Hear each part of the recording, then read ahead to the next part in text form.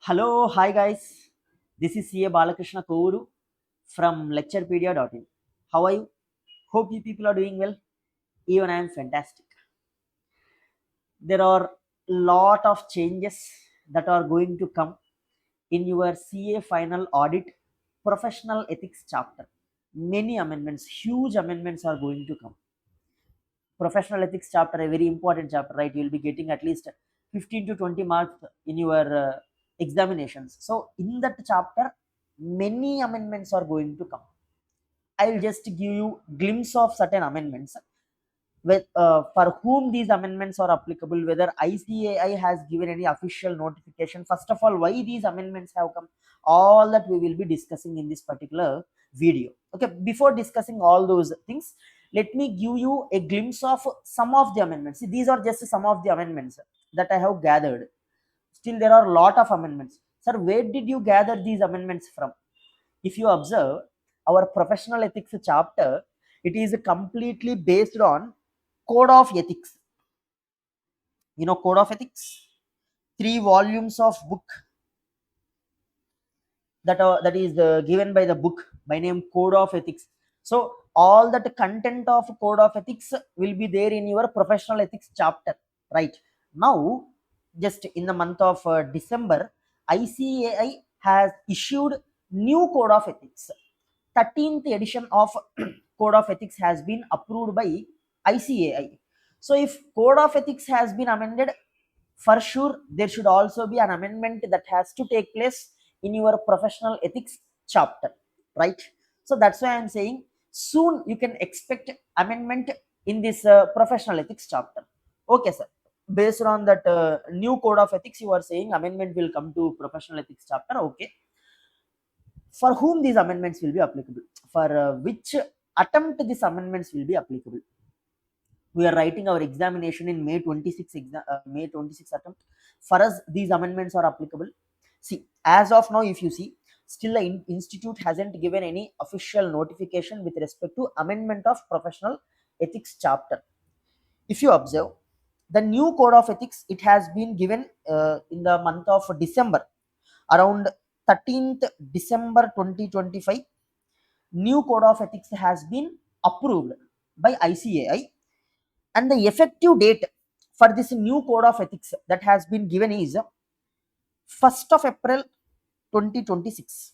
Even though ICAI has approved the code of ethics on 13th December 2025, effective date has been mentioned as 1st April 2026.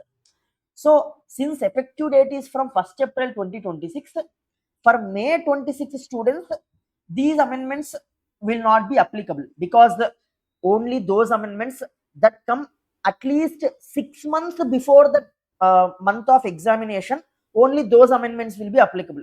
So if you are writing examination in May 26, only those amendments that have come before December will be applicable to you, right? Since this amendment is applicable, the effective date of this amendment itself is 1st April 2026. So this amendment will not be applicable for May 26 students. But students who are going to write examination in September 26, for you, these amendments are going to be applicable. So soon, very soon, ICAI will be issuing a amendment notification with respect to professional ethics. I will just give some of the glimpses of amendments that has happened in the professional ethics. See, these are just glimpses. There are lot of amendments you can expect from the professional ethics chapter. Lot of rules have been changed. Okay, just some of the things I'll share with you people. So generally, as of now, the members, they can upload educational content videos, right? This is the existing rule. And while uploading educational content videos, you should not mention firm name, right? You should not use the firm name in the educational videos. But as per the amendment, you can upload educational videos as well as audios. Currently there is no discussion about audios, right? Now, as per the amendment, in educational videos and educational audios that you upload onto internet, you can use your firm name. So you can mention the name of your audit firm in that videos. This is allowed. If you see, if you observe the latest 13th edition of Code of Ethics that is available publicly, basically, if you observe, lot of feasibility has been given for the chartered accountants for advertising. Because if you see, non-chartered accountants who are doing like normal accountants, normal auditors who are unqualified chartered accountants who file income tax returns, just they'll maintain books of accounts, GST returns, those people they are able to advertise. But we, since we are chartered accountants, we are restricted from advertising these services. However, audit services we should not advertise, that is fine. But other services which are commonly provided by other people, non-qualified chartered accountants, they are able to advertise and we are not able to advertise. So ICAI has observed this and told that from now onwards, as per new code of ethics, chartered accountants can also advertise their services. But attestation services you cannot advertise, like statutory audit, tax audit services. These things you cannot advertise. Non-attestation services will be there, na?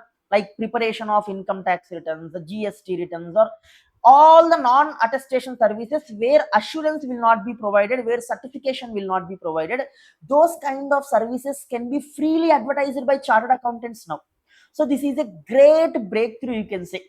So now the earning capacity of a chartered accountants will increase, because you will be able to advertise your services. So the probability of you making more money increases after becoming a chartered accountant, since you are able to advertise your non-attestation services. So this is one of the important amendment that the ICA has made, which we must say a good amendment, we can say, right? Yes, because non-chartered accountants they are advertising, and why should we not advertise the same services which are open to all the people, right? Yes. Next, there are also lot of amendments that has been made in the network guidelines. So for the purpose of forming networks, there was a separate network guidelines. Now in that networking guidelines also lot of amendments has come. See, I am not detailedly discussing the amendments. Once the institute gives official notification regarding what are all the amendments that are applicable, then I will be making a separate video on that amendments. Here, just I am giving a glimpse. Next, with respect to advertisement guidelines, if you see, CA website is allowed to operate on push model. Push model means we have in professional ethics, we will be learning push model, pull model. Push model means you can run advertisements on your website. Okay, you can push your website to the clients by running Google ads, by running Facebook ads. That is push model. Generally, for in the as per existing rules, push model is not allowed. You have to operate your website on pull model only, right? But now, as per changed code of ethics, you can operate your website on push model. You can run advertisements.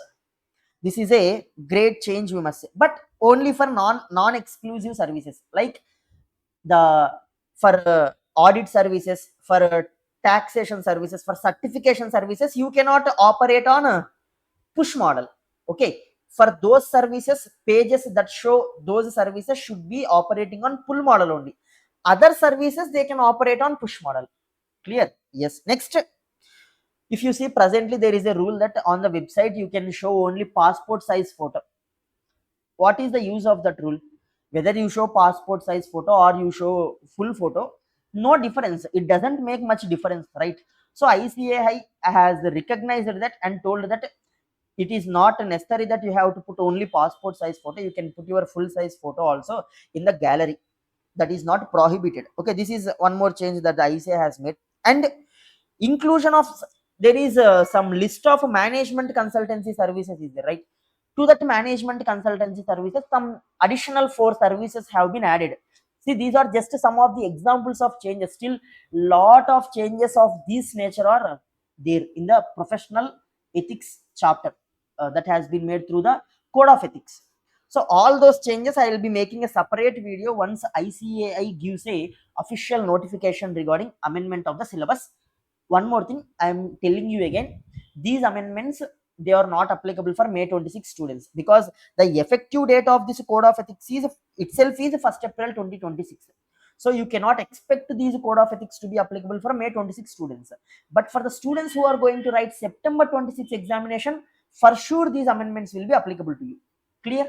Yes. So I guess you got a brief idea of the amendments that you can expect in the professional ethics chapter. See, this will be helpful for September 26 examination students basically. Okay. So I guess this video is helpful to you. We'll be meeting in the next video. Until then, take care. Bye bye. See you.